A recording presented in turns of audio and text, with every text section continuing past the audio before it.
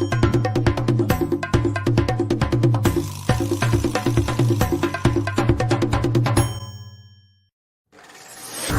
1966, the Chicago Bears drafted the son of a Pennsylvania coal miner in the 4th round. Doug Buffone would go on to play 15 seasons for the Bears and later be named one of the 100 greatest Bears of all time. His allegiance to the Bears never waned, even when he took to the microphone and witnessed some horrendous Bears teams. The fact is, there's not the fear put into them, because this game is a lot about fear. You either do the job, or you go home and go sell hamburgers at McDonald's. Doug told it like it is, and that's part of the reason his nephew John has dedicated this show to Doug. And now John Buffone is spreading Buffone-branded beratements just like his uncle. Being a Chicago Bears fan is like being in a toxic relationship that you can't get out of. I think I'm finally done, and then they come back and they say, well, things are going to be different this time. I've changed. We've got receivers now. We've got the quarterback now. And even though I've heard this song and dance before, I go back every time. And he's got pep talks too. I love this team. And I know everyone watching and listening loves this team. So while we may be pessimistic and cynical, every one of us still has hope that the stars will align at some point. And if that ever does happen, you'll be glad you stuck around. John is telling it like it is here on Buffone 55. And joining John are Alyssa Barbieri, managing editor of USA Today's NFL Wires, including Bears Wire, and also Danny Shimon, lead game and draft analyst for the Barroom Network. Buckle up and bear down. This is Buffone 55, the John Buffone Show.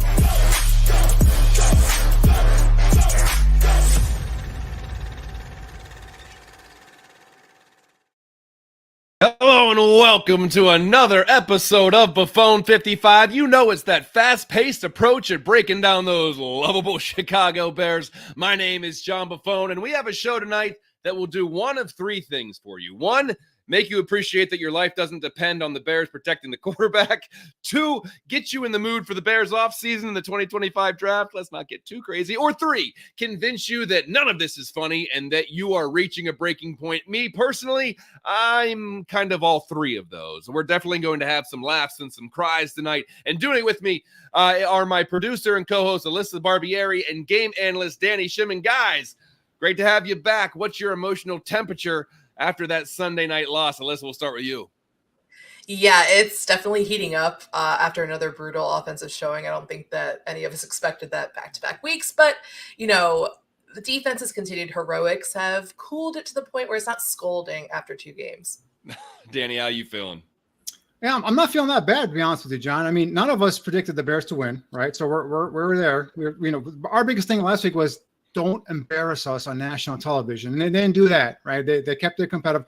I mean, offensive, there are a couple of things that really stuck out, really bothered me, or if you want to call it troubling, and we'll talk about it later on in the show. But with a minute and change left, they had a chance with the ball to drive down and win the game. It's just unfortunate it didn't come out that way. But, you know, this is a very good Houston team that made the playoffs last year, probably will make the playoffs again this year. So they went down there on their home turf, their opening night, and they hung with them. So, there are a lot of positives in the game. Like again, a couple of negatives that we'll touch on, but overall, I think that this is a pretty good showing for the Bears on Sunday night.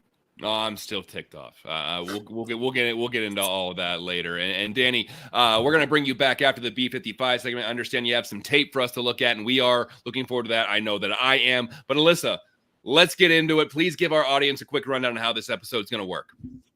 Absolutely. So the signature part of the show is, of course, our first segment, and that's when I ask John 5 questions that he answers within 55 seconds. If you're familiar with the broadcasting career of Doug Buffone, then you know that Doug would have been behind a microphone after this loss to the Texans, just absolutely melting that mic with his fiery rants. John's beloved uncle, Doug, played 15 years with the Bears, wore number 55, and is the inspiration for the first segment that we call Buffone 50 or B55. Sorry about that. Then after a quick break, I have had it. See, Love it. Then after a quick break, we're going to take a look at a video that the Podfather has produced for this show that explores what the media, both locally and nationally, are saying about Caleb Williams and the Bears. Immediately after that, Danny Shimon rejoins us for our final segment that we've named Buffone's Basement, an informal discussion about our beloved but beleaguered Bears. Alyssa, I have this just weird feeling that the questions you're going to ask me are going to kind of agitate me, which, I've been doing this for 8 years. You've been on here for 5 years. I don't know how much more ticked off we could possibly be, but I'm sure you're going to give it a try. Yeah, that's just the way I like it. I'm not looking to change you in any way, John. Your agitation is our way of helping us to release our frustrations, especially mine. You get me ramped up. So let's get right to it. So, John, you, Danny, and I all picked the Bears to lose to Houston on Sunday night, which is exactly what happened with another bad offensive performance that the defense could not overcome. So even though you expected a Bears loss, how did you handle this defeat? Let's put 55 seconds on the clock and go. Honestly, not well. Even when I pick them to lose, it still stings when the Chicago Bears come up short. And let me tell you something else. Throughout 2 weeks of this regular season, I've seen the Patriots beat the Bengals. I've seen the Vikings beat the 49ers. I've seen the Raiders beat the Ravens. So we've seen massive underdogs win this year, and the game was there for the taking for the Bears to upset the Texans. So watching that game, it was basically like watching every Bears game for the last 8 to 9 years, and for that matter, probably the last 100 years. But they can't score points on offense, and the defense is the only reason the game was remotely close. So even though I tell myself every time that I don't expect them to beat better teams, I still get pretty ticked off when they lose. And I think it's getting worse now because we keep seeing the same thing over and over again. I know there are going to be growing pains with the quarterback. I know there are a lot of new pieces, but the play on the field was no different than what we've seen for a long, long time. So no, I didn't really handle it well. And I see that my clock is frozen, so I have no idea if I'm actually at the starting last point or not. So I'm going to cut it off right there. That was perfect. No, I mean, I'm with you. I feel like I was one of two things. It was like, if they got blown out, it'd be like, we'd be mad about it, but it's also like, okay, they didn't have a chance. But the fact that they had a chance to win too on the final possession, it's like, damn, you just couldn't pull it out. And it's like, man, that would have been a really nice win to have. But I mean, when you look at it, the defense held the league's most explosive offenses to 1 touchdown and 19 points.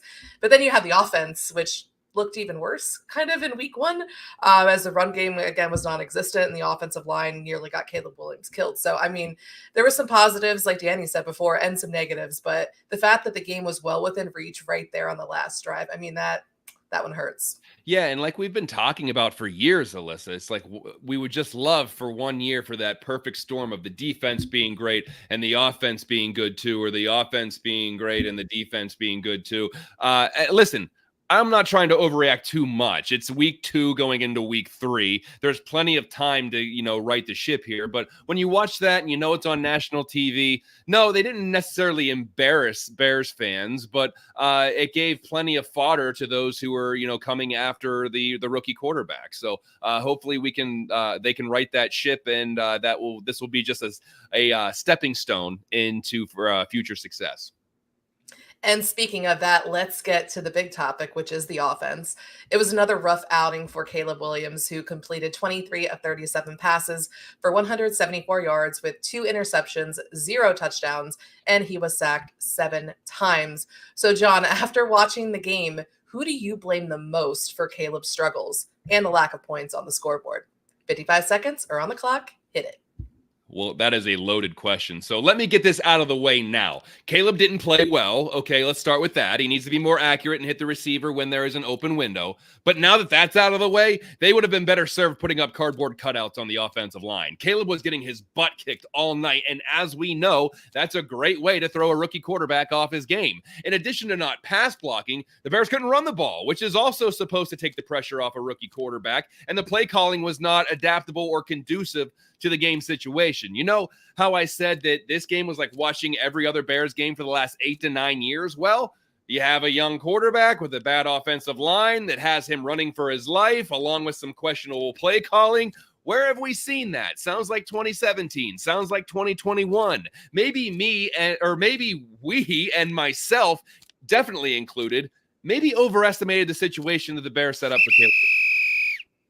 Yeah, I mean, like you said before, we knew that Caleb was going to have his rookie struggles. There are going to be growing pains, but I feel like this went far beyond just a rookie acclimating to the NFL. This is where, especially in year 3 with Ryan Poles, you want to have the offensive line and now a new offensive coordinator step up to help Caleb out as much as possible. And, Shane Waldron, obviously the questionable play calls, got away from those quick passes that were working well in the first half. The offensive line was just a turnstile. I mean, it's just not a recipe for success for any quarterback, even though Caleb did have some miscomings of his own. There's plenty of blame to go around here, but, he could have gotten some more help from his team. Oh, absolutely. And listen, all the things that you need for a rookie quarterback to feel comfortable, they have not done in the last 2 games. The offensive line has not protected him to give him time to process, and they can't run the football. The 2 things that are supposed to help a rookie quarterback kind of ease into the game, they have not been able to do. So while we were enamored with the weapons that they put around Caleb Williams with DJ Moore and Keenan Allen and Rome Odunze, and going out and getting DeAndre Swift in addition to Khalil Herbert and Cole Kmet and Gerald Everett and bringing in a new offensive coordinator, we just kind of took for granted that the offensive line would be okay. And so far it has not been. And so that's the biggest piece to this so far, is that he's running for his life and they can't run the ball. So that needs to be remedied quick. And so because the defense is only going to keep you in so many games, and you're not going to compete with great teams that can put points on the board if you're just going to say, hey, let the defense take care of it. I mean, there might be some good news on the way, considering the Colts defense has given up the most rushing yards in the NFL. So True. There will be an opportunity this week. We'll see if they can pull that off. Mm. But, John, there's been plenty of questions surrounding personnel and scheme here. So after 2 games, what player or players do you feel need to get more involved in this struggling Bears offense? You've got 55 seconds. Well, there are plenty of guys that are MIA right now, but how about we start with Cole Kmet? If you sign a tight end to a 4-year, $50 million contract, one would assume that you plan on using that tight end. Through 2 games, Kmet has 5 catches for 31 yards, and I get it. Maybe he's just supposed to be the big red zone target, but they're not really getting to the red zone. So between the 20s, I'd like to see Cole Kmet get a little more vertical or be a chain mover. And I guess my second player would be any running back. DeAndre Swift has 48 yards through 2 games. We haven't seen any of Roschon Johnson other than him getting sucker punched on the sideline. But I don't think he even has a carry this year. They've actually given it to Travis Homer more than Johnson. Khalil Herbert only has 4 carries, although one of them was the Bears' only touchdown this season. Unfortunately, I don't think a patient running style is going to work behind this offensive line. You're going to have to get a full head of steam and try to pound out 3 to 4 yards if you want to run the ball. Yeah, I mean, you named the 2 guys that immediately popped into my head. Cole Kmet, I mean, he was the second leading receiver on the team last year, but also he was someone who, when Justin Fields was here, he was a security blanket of sorts. He knew he was going to be a reliable pass catcher, and that's what Caleb needs for sure. And Roschon Johnson, like you said, I mean, he was a healthy scratch in week 1. He didn't get a single carry last week. What is Travis Homer doing on the field instead of him? It's crazy to me. I mean, hopefully we see a lot more of these guys. I would like to see Roschon finally get a carry. I mean, tell me why, John, is Travis Homer on the field? Yeah, I'm not sure. And I get it that maybe this is Waldron going through his own growing pains of learning the personnel, but I think that Roschon and Khalil Herbert are both guys that are going to just try to hit the hole and go, whereas DeAndre Swift, albeit an effective style, I don't know if it's going to work behind this porous offensive line right now, where he seems like he's trying to go a little bit more horizontal and patient and trying to read blocks. They're not there. So I think that if they need to sprinkle a little bit more, I mean, a little bit more would be getting him on the field. So I would like to see Roschon Johnson get a carry or 2 just to see how it looks. But I'm not in practice. I'm not the one evaluating it. So maybe Waldron and the coaching staff see something in Travis Homer that they didn't see in Roschon Johnson. Not to say that Homer's getting a ton of play. I think he has 4 carries or 3 carries or something like that. But it was interesting that he was getting carries and Roschon Johnson's on the sidelines, taking sucker punches. So, Shane, if you're watching, more Roschon, please. Okay, so, John, let's take a look at what is unquestionably the bright spot of this team, which is that defense. For the most part, they kept C.J. Stroud and the high-powered Texans offense in check. Stroud threw just 1 touchdown, and the Texans, as a team, rushed for only 75 yards and put up 19 points on the board. John, as you said last week, this team is looking very Lovie Smith-ish. What's your take on this defense through 2 games? 55 seconds and go. So I said we may have overestimated the offense going into the season, but I think we may have slightly underestimated the defense going into the season. They're only allowing 277 yards of offense per game, which is 8th in the NFL. Ironically, both the Titans and Texans are ahead of the Bears, mainly because they played the Bears, who have done nothing on offense. But the Bears defense has only given up 3 touchdowns through 2 games. They're only allowing 18 points per game. What makes me happy, though, is that we're not just seeing like one person dominate. We've seen splash plays from Jalen Johnson, from Tyreek Stevenson, from Kyler Gordon getting into the backfield. TJ Edwards is a tackling machine. Kevin Byard had double-digit tackles last game. Javon Dexter has been flashing. We saw Darrell Taylor have multiple sacks in week 1. And, Montez Sweat is still a one-man wrecking crew. So, yeah, until the offense hopefully figures it out, it's the defense that's going to have to keep this team in games, and what a change of pace that is. Yeah, I think if we've learned anything through 2 games, that I think they have a potential top 5 defense. Mm-hmm. Definitely at this point. I mean, when you look at what they've been able to do in the second halves of games, especially, they've only allowed 3 points in each game in the second half, and they've single-handedly kept them in games and won them a game, obviously in week 1. So it's just impressive. And you look at what they've been doing, like you said, allowing 18 points per game, which I believe is the 6th fewest. They have 4 takeaways, which that's top 5. They have 6 sacks, which I think that's top 10. And it's a big uptick from where this group was last season. And now I think they just have to get off to a quick start in the first half. And I mean, we'll see what this defense can really do. But I mean, they've been the MVP, obviously, through 2 games. And the reason that they've been in these games and that they had a chance to win it at the end there. Yeah, and we haven't really get to see this defense play with a lead yet either. So what are they going to do if they're protecting a lead and they can pin their ears back and go and get the quarterback? We've seen them every. I mean, it's been a tooth and nail the entire way through, or they're trailing most of the game. So we haven't really seen them, play with a lead and be able to go get the quarterback. So it'd be nice to build up some points and get out to a hot start, and then have the defense go and finish them off. But we'll see. We'll see how that plays out. Again, good chance coming up here the next 3 games. So, John, the Bears currently sit at 1-1, and they're on the road again this Sunday against the Colts. What do the Bears need to do this week to get back on track? And how confident are you that they can beat Indy? You know the drill, 55 seconds.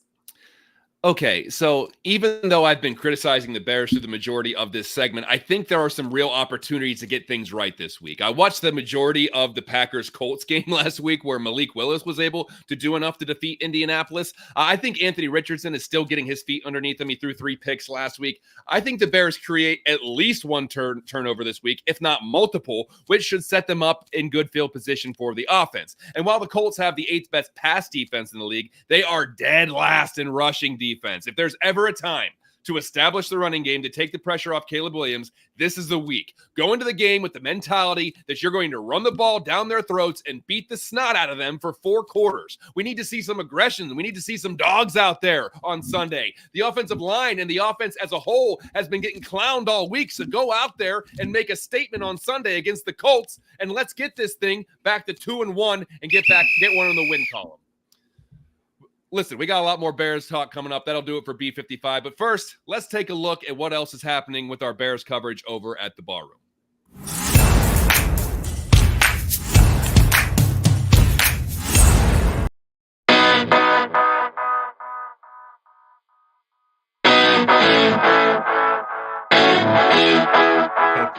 The line's not fit to be an offensive line. I talked about Shelton last week. I couldn't believe he was still there. Okay? This is on Ryan Poles, everybody's hero. Okay? This is on you, sir. You got a piece of equipment in Caleb Williams and you got nothing to protect it. And here's what I'm going to tell everybody straight up. I wasn't the biggest Justin Fields fan, but right now he's the better quarterback between him and Caleb Williams.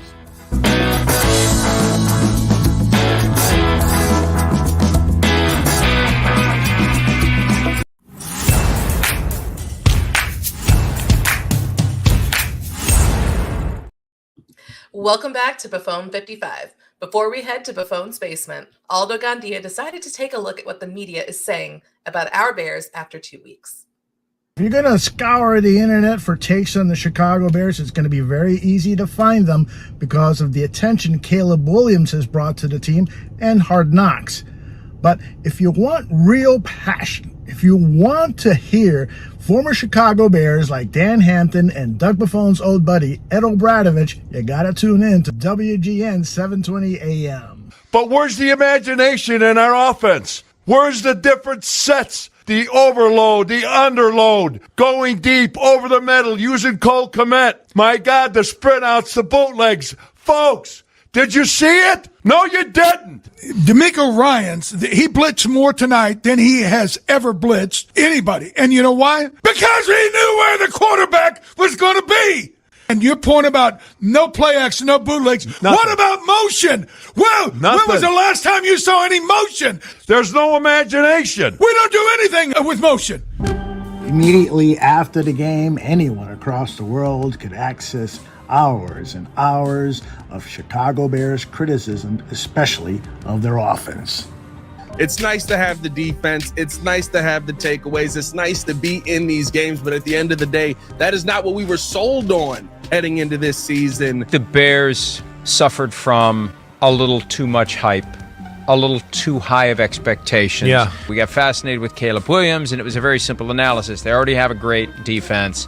Oh, wow, look at what they've added offensively. You know, they're not going to hide from anyone, and I think that's part of the problem. I hear you there. They didn't get to enjoy their year of sneaking up on everyone like the Texans did last year. They got thrust right into the spotlight. Hard Knocks didn't help. Nobody expected it to look this bad. Like, there were expectations of learning curves and growing pains. And I know it's early, and I'm not going to try to overdo this, but I don't love what I see from the offense, even schematically. That's my big thing. That's what would bother me. I watched all the game on film last week. It was way too basic. It was really disappointing because I'm thinking Shane Waldron, Shanahan coaching tree, gonna really work to help establish the run game, because a young quarterback's best friend is a strong running game and a good tight end, and they didn't even try to run the football.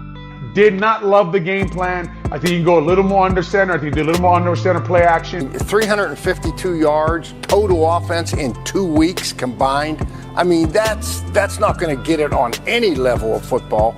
As the game went on and more pressure mounted on Caleb, he felt like he had to wear the cape. Stuff he pulled off at USC doesn't work in the NFL when these 6'5", 300-pound linemen are just as fast as you. All these young quarterbacks are struggling. Bo Nix is struggling. Caleb's struggling. Michael Penix is a lucky one he's not playing. Don't forget, Lamar Jackson got 11 weeks or 10 weeks to watch Joe Flacco play in Baltimore, and Mahomes got 16 or 15 weeks to watch Alex Smith play.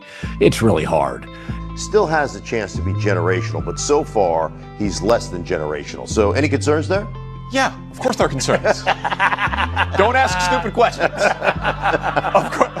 It just says right here, it says, do you have any concerns? I know what it says. Even says it on the screen there. Yeah, it says it right there. Of course there are concerns. When I look at this offense right now, I say, what are we? You know, are we going to be a running team? Are we going to be balanced? Are we going to be a play action team?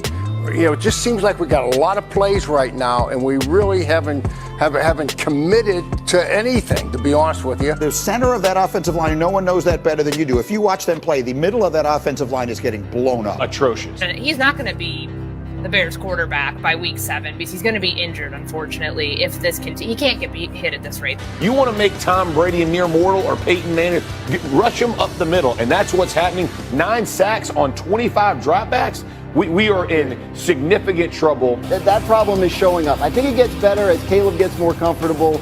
I don't feel like it's super panic time for Caleb. Yeah, I think you're right that he gets better when he calms down. Yeah. You try calming down when these fools are running at your face and the fools in front of you can't stop them. Look, I hear you. Yeah, the O-line is going to be the story of this game, but there's things that Shane Waldron could have done as well. Even just they couldn't even do a swing pass like the extension of the run game. And he kept going back to that. But, yeah, the O-line will be the story of this game, but I still did not understand why he did not help out the offensive line, put it all on Caleb's shoulder, his second start in the NFL, to try to dissect all this D'Amico Ryans defense. They're coming from everywhere. I just did not understand that.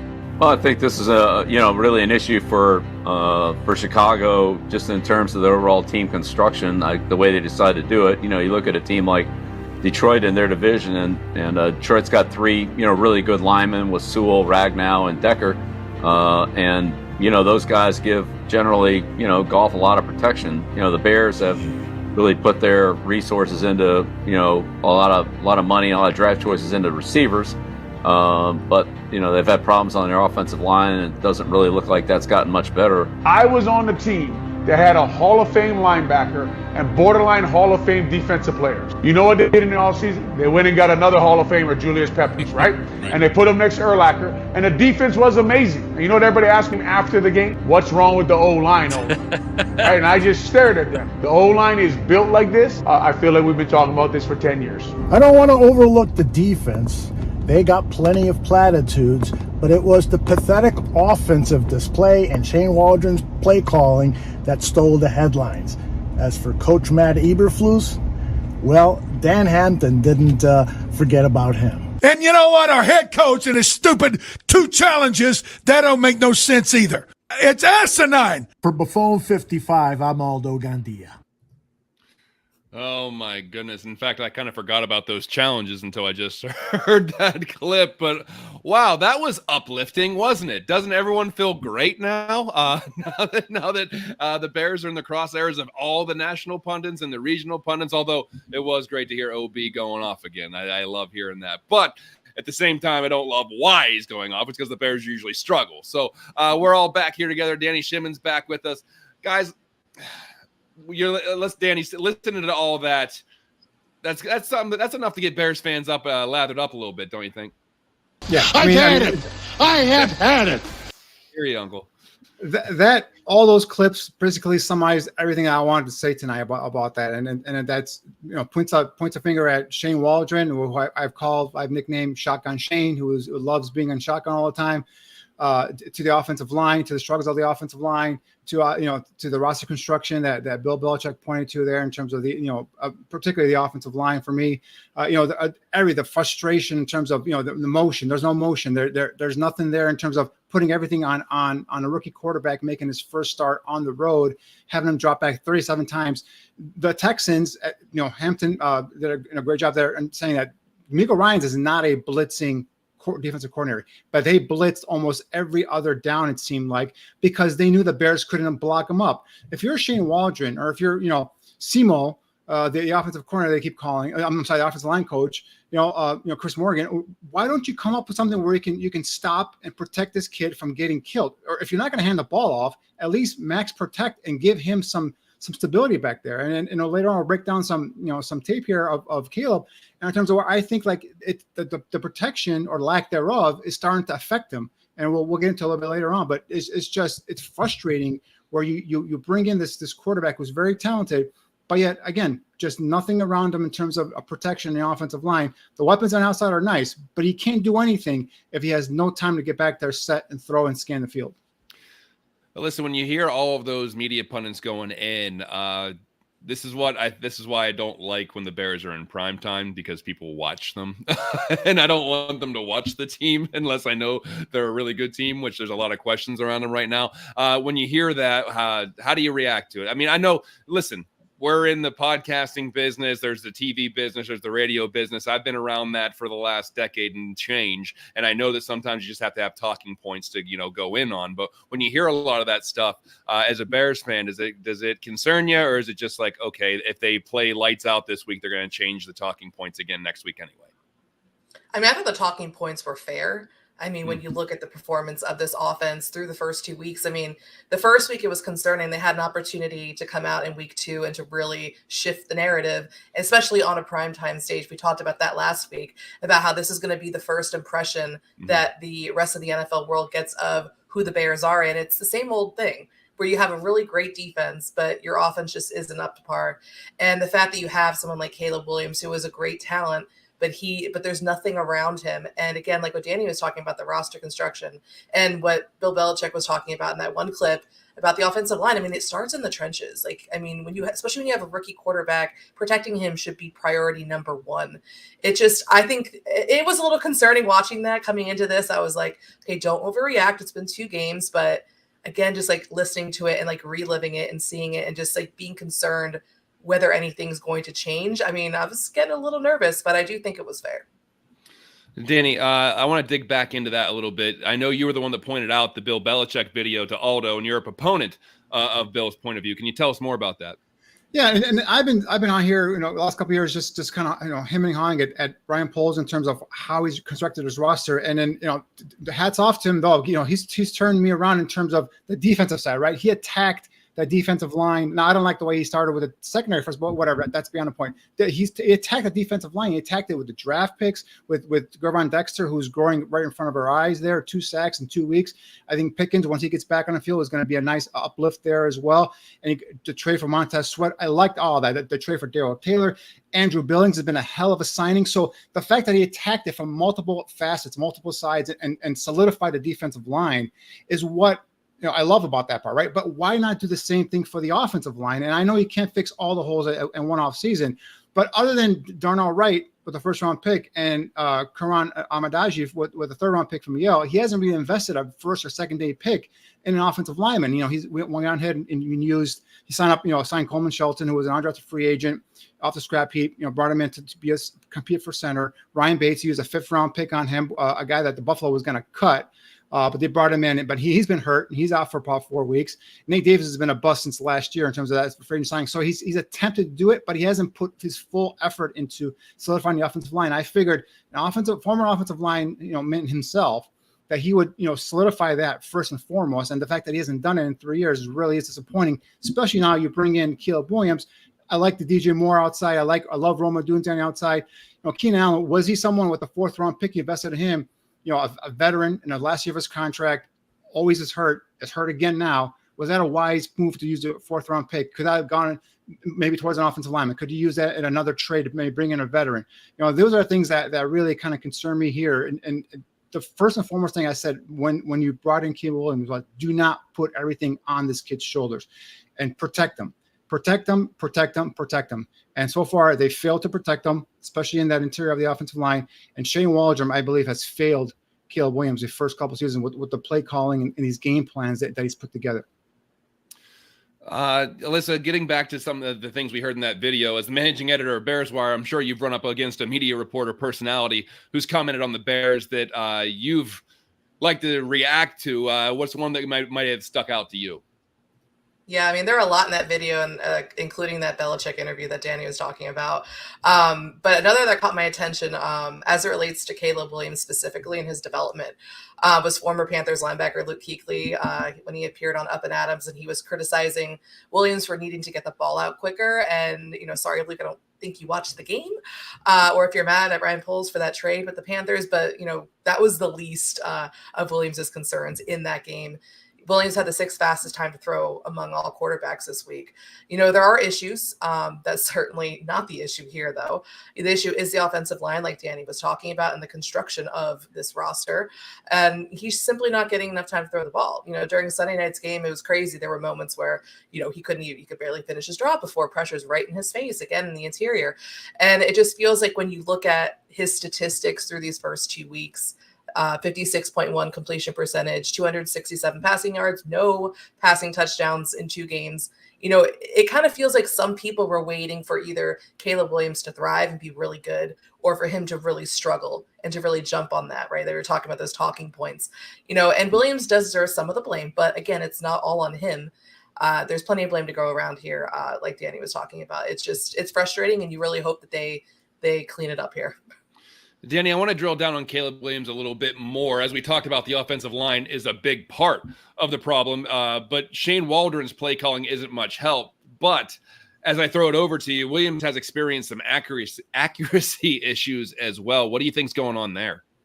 Yeah, basically, John, when I'm just watching the tape, and we got a couple clips here we're going to play here shortly, but I think the rush has gotten to him. I think it's affecting him, and I think it's affecting everything in terms of speeding up his play clock in his head, breaking down his mechanics, his foot placement. It doesn't have a solid base underneath him, and then the rolls are just not coming there. He's not making throws. He's seeing guys. He's not pulling the trigger. Something like you said earlier in B55, where we saw recently with Justin Fields the same way. Here's a play here to this throw here to on the corner route to DeAndre Carter.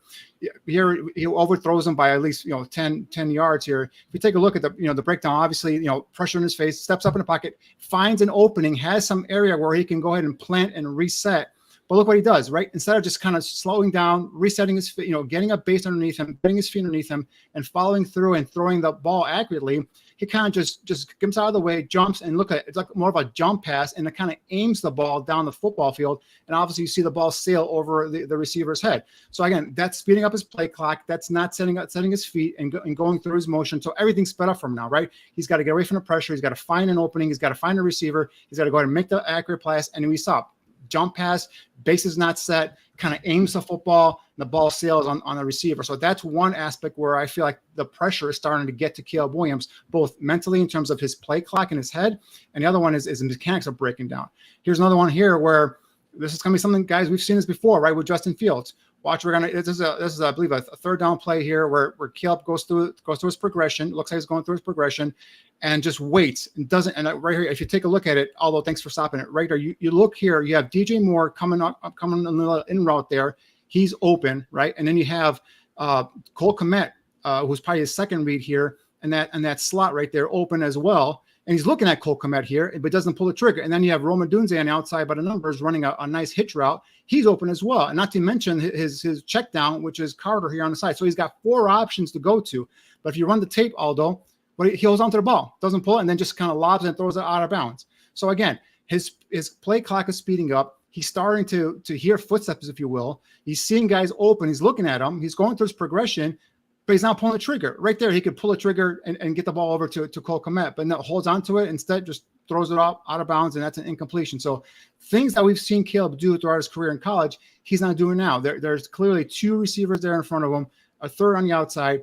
Things we've seen with Justin Fields in the past as well, right? And a lot of that was a test to some of the pressure. Some people say, oh, Justin can't read defenses, so on and so forth. But here we're seeing Caleb going through the same thing. So we have a new play caller. We have new receivers on the outside. We have a new quarterback. What's stayed the same here? What's going on at Hallis Hall where these quarterbacks are freezing up when they're put on the field and getting killed for the most part? 9 sacks and 29 hurries, 29 pressures in 2 games that this offensive line has given up. You need to protect the quarterback. You bring these nice tools, weapons on the outside with Moore and Roman Dunze and Keenan Allen and Cole Kmet, but the quarterback needs time to step back and go through his progression and find these guys. Routes take time to develop. But if there's a guy in his face, the second he jumps back there, the guy's moving around. He's trying to find things to do. He's trying to find areas to go ahead and find some gaps and openings to be able to, and then look downfield and find a receiver. I just think now he doesn't trust the guys in front of him. I think that is affecting his play clock in his head. I think it's affecting the way he processes the game. I think it's also affecting his throwing motion and also his feet and everything. Everything's out of whack now for Caleb. And unfortunately, he has an offensive coordinator who will not call run plays. He will not stay and stick with the run. And I keep saying, get him under center. There were a couple of nice runs the Bears had there, and multiple times Caleb was under center. And he came back and he gave, it was Swift one time. There was a couple of times it was I believe it was a Khalil Herbert where they had ran off 3, 4, 5 yard runs under center. Get him under center. Put in 2 tight ends. Put a 12-man personnel there. Do max protect if you have to. If you're gonna develop these long routes down the football field, protect the young guy. 37 pass attempts in his first career start on the road on a hostile environment where he's getting killed. That's way too many. No motion, like we mentioned in the video earlier that Aldo played. No motion, nothing there to deceive anybody. DeAndre Swift, he's a guy that likes to bounce the ball to the outside. He's more of an east-west guy. You're going to need a guy like Khalil Herbert. You guys mentioned Roshan Johnson, more of a downhill guys. Get under center. Once you get a fullback back there, get an I formation and let the fullback out there lead for Khalil Herbert or Roshan Johnson and go downhill. Offensive linemen, no matter how bad they are pass protecting, they love run blocking. They love going at the defensive lineman. They like being aggressive and just establish the run. That sets up the play action pass. That sucks up the second level of defense. And now we make things easier for Caleb in terms of making some easy throws. And again, roll him away from pressure, right? Get him out of the pocket. Get him moving out to the outside. We saw none of that. We saw no creativity whatsoever. All we saw was a young quarterback get pounded.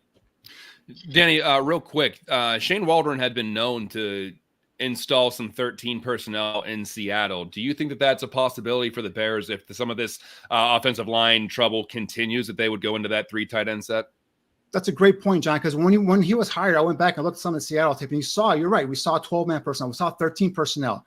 But also we heard clips come out of Seattle post Shane Waldron leaving there, that that was more of Pete Carroll kind of forcing Shane Waldron to stick to the run. That if it was up to to Waldron's threaders, he would be throwing the ball all over the football field. And it was more Pete Carroll saying, no, we got to stick to the run.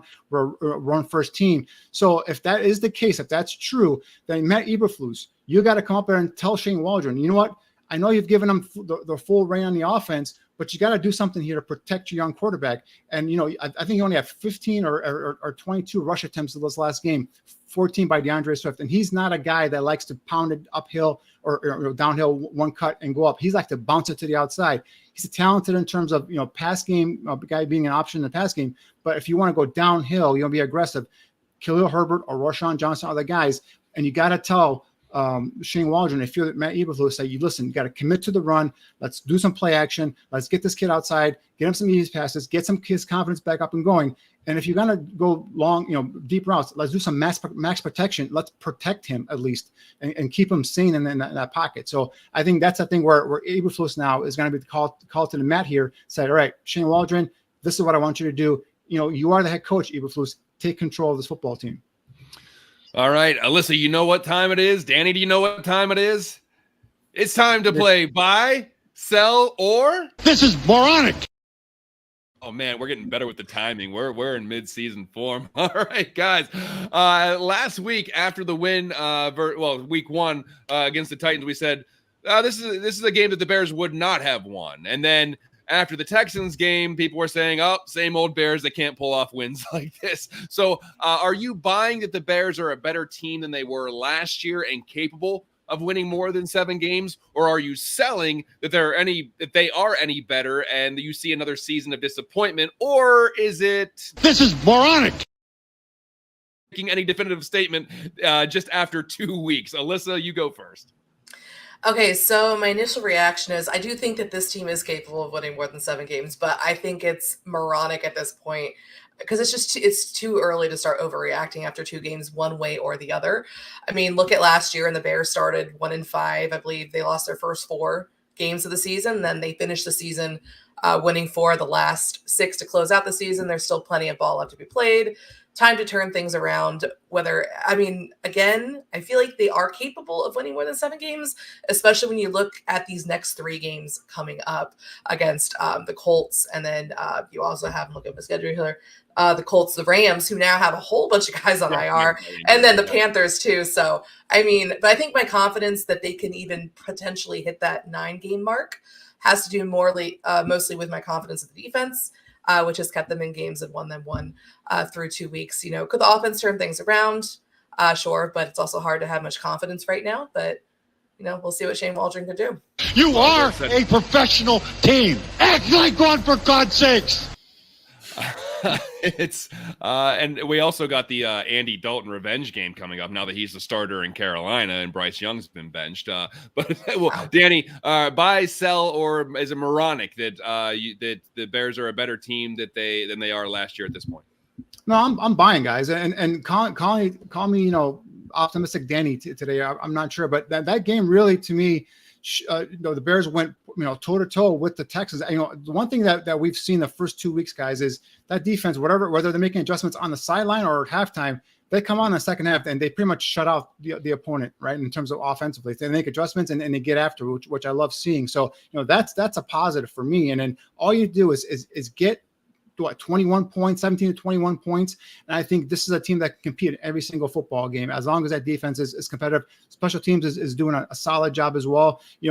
That's first week where we saw defense score a touchdown. We saw special teams score a touchdown. So now if the offense can pick up some scoring there as well, I want to go along with this defense that's going to continue to get better. We saw Gervon Dexter getting better. When Zach Pickens comes back, I think he's going to show and get better. Darrell Taylor's already made an impact, right? Austin Booker eventually is going to start making an impact as well. So I think that defensive line, Andrew Billings, guys, has been playing out of his freaking mind in terms of that defense, that 3 technique there. So he's been a pleasant surprise. So defensively, they're going to keep you in the game. Offensively, just make these adjustments, protect your quarterback, play smart. Put 17, 21 points on the board. And I think this team is going to win 8 to 9 games, which is what we predicted them to win anyway. Oh, for me, it's moronic, and maybe because I just want to hear the graphic one more time. But it's just for me, it's moronic. This is moronic. to make a judgment after 2 weeks is just insane, because do we really think that the Patriots beating the Bengals makes the Patriots a contender? Do we think that the Ravens and the Bengals being 0-2 makes them crappy teams? Do we think the Vikings are actually going to make a long run, although they've played pretty well and they beat the 49ers? Do we think that's sustainable? I don't think that you can really make a definitive judgment after 2 weeks. So for me, it's a partial buy, but I think it's also moronic to judge a team after 2 games, because look how the Steelers are winning. They're winning because they've scored one touchdown maybe, and they're 2-0 because they're winning the way that the Bears have to win right now. And it's just ironic that Justin Fields happens to be their quarterback, but the offense is sputtering, but the defense is picking up and they're winning, but not a lot of people think that that's sustainable. So I think it's just way too early to make any this team's great, this team sucks, they're not making the playoffs, they're going to win the Super Bowl. It's just, I know as fans it's snap reaction, and I'm guilty of it myself, probably more than most people, but just looking at this from a 10,000 feet view, just a little bit too early to make any kind of definitive judgment here. But Danny, I want to look at Sunday's game. Looks like Anthony Richardson's he had his struggle against Green Bay, and some Colts fans are unhappy with his play. The former first-round pick completed 17-34 for 204 yards, 1 touchdown, 3 picks with a 41.8 passer rating. What have you seen from him, and how does this Indianapolis offense match up with the Bears? Will there be opportunities for some turnovers? Yeah, well, Anthony Richardson, is a physical specimen. First of all, at quarterback, 6'4", 244 pounds. This guy's big, strong, can make any throw on the football field. He's got a cannon for an arm. This is a guy is a true dual threat quarterback. He can use his legs to go out and beat you that way, and also then use his arms as well to get the ball down the football field. So he's a talented player. The key with the Bears defense, and with first of all with the Colts itself, is stopping the run. Right, you got to stop the run, especially Jonathan Taylor. And then the other thing is from the edge defenders, whether it's on your as a run defender or as a pass rusher. As a run defender, you got to make sure you set a strong, hard edge and funnel everything running, the run play action back inside into the middle of that defensive line and your linebackers. As a pass rusher, you got to be cognizant in terms of when you rush upfield, do not go past the quarterback in the pocket. So you got to be aware in terms of where Richardson is in that pocket, because if the offensive lineman kind of uses your momentum and kind of ushers you up the field, that leaves a huge gap there for Richardson to go ahead and escape the pocket, escape containment, and now he's out in the open field. He can use his legs, he can use his arms, and now he's more dangerous. So the thing with beating Indianapolis, and as you mentioned it, is containing Richardson in the pocket, make him beat you from the pocket, right? We've heard this with a bunch of, mobile quarterbacks, is make them beat you in the pocket. And for the Bears to do that, you got to contain them in there. That's what Green Bay did. And as you saw, he's got 4 interceptions already. He's got 2 fumbles. So one thing with Richardson is if you speed him up, if you pressure him, if you're going to blitz him in that A gap, blitz him in his face. That way you can speed up his clock, and then now he'll throw the ball up in the air, and he'll give you your defensive back some opportunity to go and make a play on the football to create turnovers.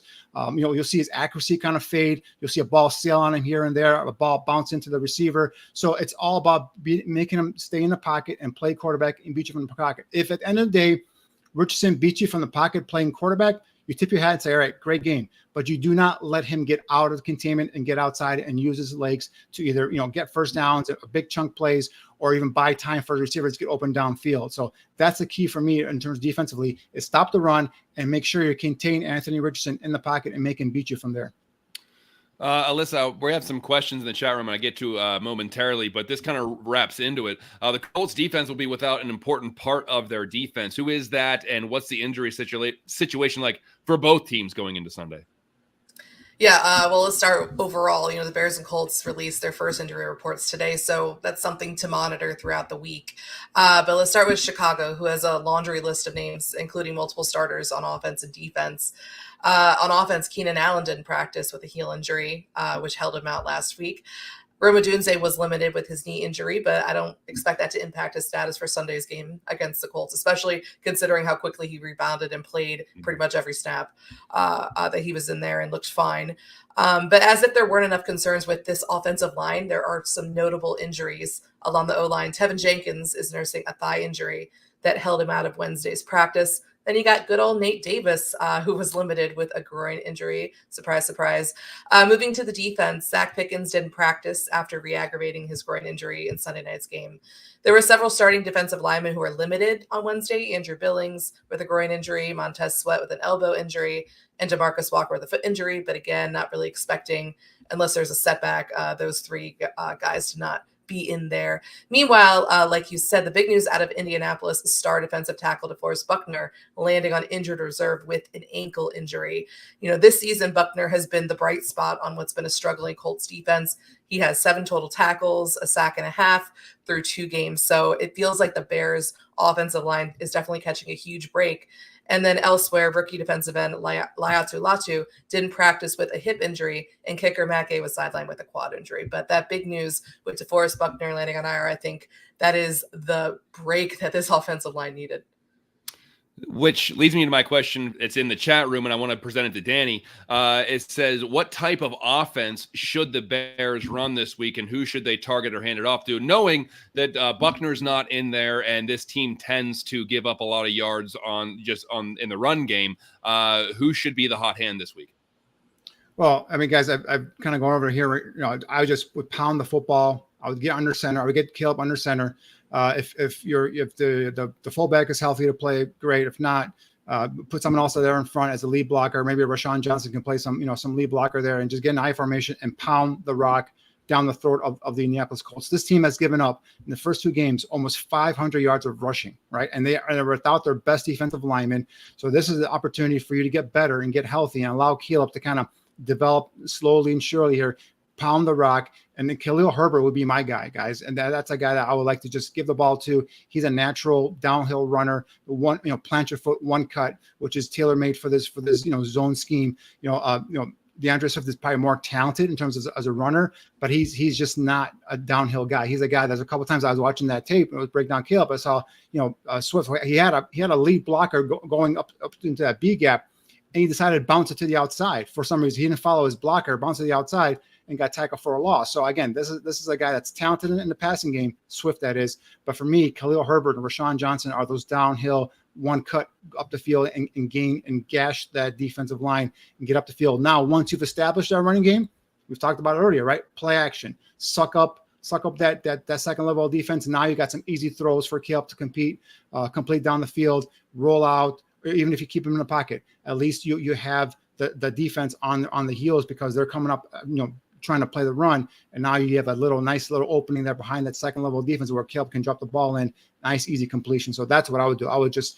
pound the ball and establish a run, and then go play action, and now you start hitting them down the football field with passes.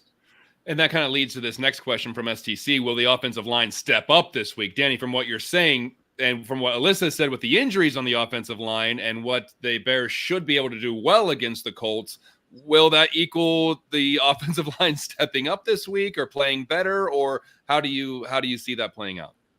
I don't want to panic. It's only week 2. You guys have mentioned it, and I agree. But I'm ready to make changes along the offensive line, especially on the inside, right? Nate Davis to me is a guy that I think personally, I think he's done. I think he's quit. I think he's not into it. If it wasn't for the guarantee money, I don't think he'd be playing this year, to be honest with you. I don't want to make that assumption. I don't know the guy. I'm just saying it kind of from what his play going from last year to this year. I think he's a guy that I would replace. Coleman Shelton, he's a guy I would you're limited there. You don't have much. Ryan Bates, the other guy you brought in to compete at center, he's out. So you have Doug Kramer, who's a second-year player. You could probably plug in there. But, I mean, I'm ready to make drastic changes. And I even talked about on Twitter, kicking Darnell right inside to right guard and bringing in the rookie third-round tackle, Karan Amadaji from Yale, and putting him at right tackle and seeing he can hold up there. I'm tired of seeing Caleb running for his life. It's a rinse and repeat of what we've seen with previous quarterbacks, and I don't want to ruin this kid's career early on. So he's a confident kid, but there's only so much beating you can take. He's already talked about he was bruised after the game, he was sore. Today they asked him again. He goes, "Yeah, I'm still sore, but I'll be okay." This cat, like I said, 9 sacks, 29 pressures in 2 games. Enough's enough. If you're not going to run the ball, at least do whatever you can to protect them. But of course, Eberflus came out today and said there's going to be no changes in terms of the starters along the offensive line. I know some people on Twitter heard me back and say, "Hey, how about moving Tevin Jenkins to right guard and keeping everything the same and just putting in Amadaji at left guard?" I'm like, fine. let's try whatever we can. We need to solidify that inside the offensive line. I think this is an area that Ryan Poles will attack aggressively in the offseason, but until then, we got to keep this kid upright. I think Corny Corner was in that interview saying that he won't make it to week 7 if he keeps getting hit the way he's been getting hit now. And I don't want to see another quarterback's career get derailed because we couldn't protect him. There's another interesting question in the chat room, and just before we get to that, Robbie, talking about Canelo Alvarez, I'll be honest, that comment did not go unnoticed, and I love to talk boxing. We're gonna get there, but I'm gonna go off on a tangent here. Alyssa, this is from Cliff. Does Flus's experience with Indy help the Bears this week? For me, it's like, well, there's a new coaching staff, could be new systems there. Maybe there's a couple layover players. Maybe his familiarity with the personnel, does that play in at all? I mean, like you said, you have a new coaching staff and their roster, especially with their quarterback. You get a new quarterback in there as well. I think, though, his experience as a defensive coordinator and what he's done in Chicago with this group definitely gives them a decided advantage, especially when you look at what the Packers were able to do to that offense last week. And I mean, not to be biased, but I do think the Bears have a better defense than Green Bay, although Green Bay does have a really talented defense. So, I mean, like you said, there has been so many changes since he's been there last, and the team has evolved. So I wouldn't say that there's necessarily an advantage from that regard, but I do think when you look at the defense going against this offense, that there could be. And as we're starting to wind down, Danny, I believe you had 2 different concerns you had after the last game. Do you want to bring those up? Yeah, so we talked about, earlier in the show about the Bears going out there and maybe melt it down. And I wasn't that concerned about the team overall, but there are a couple of areas I was concerned about. And kind of stay on the topic here of Eberflus. Those 2 challenges were 2 of the worst challenges I've seen a head coach do in the NFL. And I tweeted out, I'm like, whoever's advising Eberflus to challenge, not to challenge, needs to lose his job or not do it anymore. So that's again, I always feel like we're always at a disadvantage with our head coach when we go up against D'Amico Ryans, and this week against Shane Steichen. I think we're always going to be at a disadvantage. The one saving grace for Eberflus is he's a one heck of a defensive coordinator. So I think that's kind of saving his job there, and I think that's why he's going to maintain his job. But man, that is piss poor clock management in terms of challenges, right? And the other thing was that we talked about it already. It was Shane Waldron not adjusting. Like, your quarterback is getting drilled. If you're going to continue to throw the ball, at least max protect. Give him time to protect. Use motion. Use things to throw off the defense. The fact that they were just pinning their ears back and bring in blitzes, multiple guys, and they couldn't do anything to stop them. And it was all on Caleb Williams to kind of get out of the way and make a play. That is not NFL type coaching, and that is really disappointing and alarming. So the Eberflus, the 2 challenges were horrendous, and Shane Waldron not adjusting and being able to protect his young quarterback really was, to me, it was alarming. It was one of those things where I was questioning myself, because I'm like, there has to be a reason why he was challenging that. Like, what did I miss? I even tweeted, I'm like, am I missing something? Because this seems incredibly obvious, but like, this has to be a me problem. There's probably something there. And then we'd see the replay. I'm like, okay, what the hell are we doing? And so, that was concerning. Both of those are very valid concerns, Danny. We'll see if some of those can be remedied throughout the season. Once again, it's only week 2, but you got to be able to swallow your pride and adjust and not see what we've seen before, where it's like, this is my system and people need to fit into it. And let's hope that's not the case here. Let's hope that it's a little more adaptable. Danny, as we kind of close out the show, I would love getting these mini scouting reports that you're posting on the Barroom's YouTube channel under the name Shimon Spotlight. What player you got for us this week? Well, since the theme has been inside offensive lineman, I mean, last week we highlighted Alabama center Parker Brailsford, and today I'm going to highlight another interior offensive lineman. This is going to be Jonah Monheim from USC, 6'4", 295, redshirt senior, maybe 300 pounds is where I think he's going to come in at. This is a veteran, versatile 4-year starter along the USC offensive line. Coming into the 2024 campaign, Monheim had already played in 40 games with 34 starts. 18 at right tackle, 12 starts at left tackle, and 4 at right guard. So he provides that position versatility that you love along the interior of your offensive line. This year, he's moving to center. So this is his first year playing center. Here's the opener against LSU, where you see some of the things you like in offensive linemen in this system, right? You have guys that's got lateral foot agility, foot quickness. The guy's plays with good balance and bend, natural bend. The guy can elevate, get to that second level defender and wall off and block off and seal off that second level defender as well. You see all those elements here with Monheim. And the one thing that when you put him on is tape where he's playing tackle, he has the lateral foot agility, the quickness, the speed, the ability to get to a certain set point to be able to wall off and get and be effective as a pass blocker. The unfortunate thing about playing him out on the island is you saw some of the limitations in terms of his length, his size. So I think kicking him inside to guard or even center is where this kid's going to go ahead and probably thrive this season. So he's a guy that I have my eye on. So Brailsford was a guy that's going to probably be a day 2 pick, like second or third round. The kid from Alabama we talked about last week. This kid Monheim is going to be a day 3 pick. He's trending to a day 3 pick. Could probably move up and be a 4th rounder. We'll see how the season goes. But the versatility he gives you, 4-year starter, redshirt senior, and the fact that he could play all 4 offensive line positions, I think this is the guy to keep an eye on when it comes to April, especially day 3 of the draft. All right, guys, as we head into, the beginning show, did we all pick them to beat the Colts, or did we disagree on that one? Does anybody remember? I know I have them for a victory, I believe. Same. Okay, because right now the Colts are currently, I think, a 1 point or 1.5 point favorite going into this. Now, granted, you get about 3 points for just being at home, but do we think that the Bears cover a 1 point spread or a 1.5 point spread? I'm saying yes. I'm thinking somewhere along the lines of a 20-17 win for the Bears. Any other comments or opinions on that? I think giving them 20 points is very courageous of you, John, right now. Until I see the offensive line solidify and they establish a rushing attack, I don't think I can give them 20 points. But I will do the Bears. I do see the Bears winning this game. I say 16-13. Hey, maybe one of the 7 of those 20 points are from the defense. Could be. Or special teams. We've seen that before. It's feeling very week 1, but no, I'm picking them to cover. I do have it being a low scoring game. I think the last time they played, the final score was like 19-13. I could see something crazy like that, but I'd probably go like 20-17, like John said. That's like John has predicted. We're going back to the Lovie Smith days, right? We're going to need our special teams and our defense to score for us.